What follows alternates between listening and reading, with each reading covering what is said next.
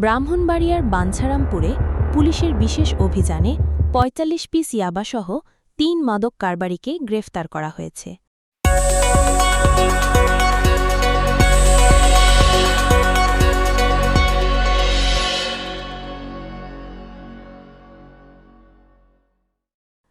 গোপন সংবাদের ভিত্তিতে গত ৫ই অগাস্ট বাঞ্ছারামপুর মডেল থানা পুলিশের একটি চৌকস দল পাহাড়িয়াকান্দি ইউনিয়নের জয়কালীপুর পূর্বপাড়া গ্রামে এক ঝটিকা অভিযান চালায়।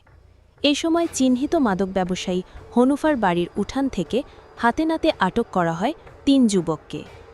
আটককৃতরা হল জয়কালীপুরের তানভীর, বিলপাড়ার বাবু মিয়া এবং হিজলিয়া কান্দির শুভ আহমেদ অন্তর। আটকের সময় তাদের দেহ তল্লাশি করে ৪৫ পিস ইয়াবা ট্যাবলেট জব্দ করে পুলিশ।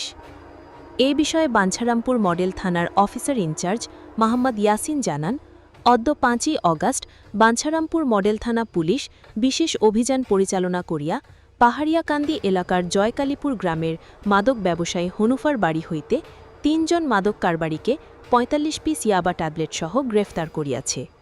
উক্ত বিষয়ে বাঞ্ছারামপুর মডেল থানায় একটি মাদক মামলা রুজু করা হইয়াছে।